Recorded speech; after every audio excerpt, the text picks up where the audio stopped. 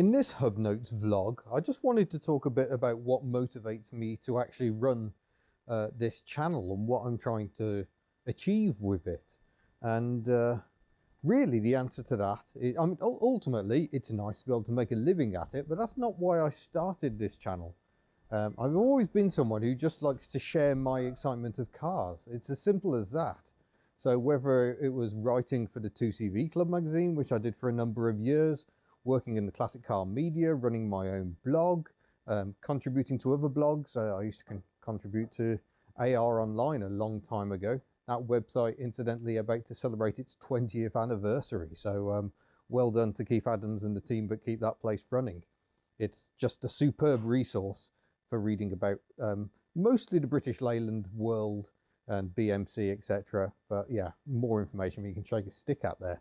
And I'm sure they run it for much the same reason that I do this. It's just, we want to share our love of cars. And the world of old cars is not always forgiving. It's not always fun. I think we've seen that recently with Steph, I Drive a Classic. She's definitely been experiencing the downsides of classic motoring lately. And, you know, I am as well. Here's my 2CV. It's still in bits. It still needs paint sorting. I've got the Invacar, which needs a lot doing to it. The GSA has some jobs. The Fox. All the old cars need lots of work. I'm not really keeping up with it. But I guess that's why I've been struggling for the past year, because it's become somewhat more difficult to share the love of cars. And for me, the love of cars comes from experiencing them, from driving them. It's why it's so nice to get back out and do the tests again. Because these days, cars, the driving dynamics are so similar. You know, a Nissan feels like a Ford, feels like a Kia. But if you go back sort of pre-1990, cars had a lot of differences. You know, look at family cars of the 1970s. You could have the engine in the front, you could have the engine in the back. You could have it driving the front wheels, the rear wheels. It might have clever hydro-pneumatic suspension. It might have unusual coil-sprung push-rod suspension, or just coil springs or leaf springs. Transverse leafs, all sorts of different suspension systems, very, very different engineering, you know, air-cooled engines, water-cooled engines, flat fours, V4s, straight fours, and anything either side of that. So I love those differences. I love how different a GSA feels to drive compared to a Volkswagen Beetle. Both use a boxer flat four engine, but very, very different ways of traveling. And ultimately, that's what HubNut is about. It's about sharing the excitement. I want to get people excited about old cars. And I especially love shining a light on the cars you don't see quite so much. The forgotten cars of yesteryear. The Honda N600, which I drove recently, part of that awesome JHW Classics collection, is a case in point. That's a car Honda sold well over 1 million of those. If you put that in the same terms as other cars, the Citroen Diane, that sold 1.4 million, slightly more. Again, that's kind of a forgotten car. These cars, they sold millions of them, and no one shines a light on them. It's very easy to get drawn into the world of the icons, you know, the 2CV, the Mini, the Morris Minor, the MGB, and forget that the world of old cars is enormous and offers such variety. I absolutely love it.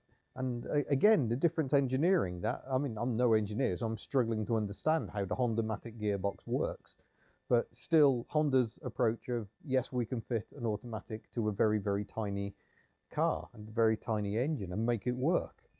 It's wonderful stuff. So that's really what HubNut's about. It's all about sharing the love. And it's been so nice to, you know, meet a new girlfriend. Although she's not that new anymore. We're getting on for 2 years. Blimey. And her children, and help them develop their love of cars as well. I'm not entirely sure the teen is utterly convinced that cars are quite as good as I think they are, but she loves driving them. She loves experiencing them, and that's all I can ask for, really. So that's what it's all about. It's the ultimate motivation. It's not that I've got a huge ego and I want to shout about how great I am. You've seen videos of me working on cars. You know I'm definitely not doing that. It's not really instructional either. Mostly my videos are how not to do things. It's just pure sharing the love. And I can't wait to get back out on the road again and really experience the joy of these cars. My poor cars have just been sitting around really for the best part of a year.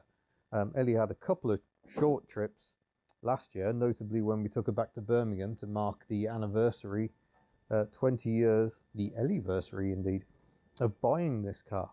And that was a fun day, but really we haven't been anywhere at all. So I'm looking forward this year to actually getting out there and going to some events and yeah, meeting you and helping others share the love of these old cars, showing them what it's all about.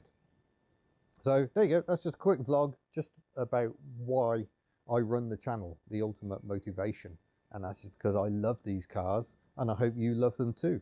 I'll tell you what is quite interesting, the number of comments I get from people who aren't really into cars but who like watching what I do.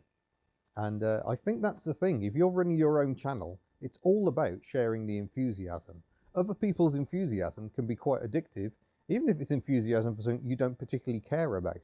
Watching Johnny Smith riding around Stamford on a little Honda monkey bike.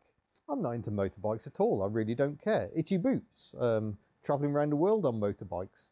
Again, motorbikes aren't the thing, but I tune in for the passion and the enthusiasm and just that shared joy of an experience. Absolutely, very much motivated me going around New Zealand. That was not easy, being on my own for that amount of time and having these wonderful adventures and not being able to share them with someone there at the time. So to be able to share it with you lot, absolutely magical. And yeah, that's what it's all about. It's about sharing. So we need more sharing in the world, I think. So hopefully that's a useful insight. There goes another HubNut vlog. Thank you for your support on this second channel. Don't forget you can check out Miss HubNut on her own channel, generally keeping cars completely out of that one. So that is for her and her passions, which mostly seems to involve cake, which is why I'm starting to get quite rotund. But yeah, thank you for watching. I shall see you again. Bye-bye.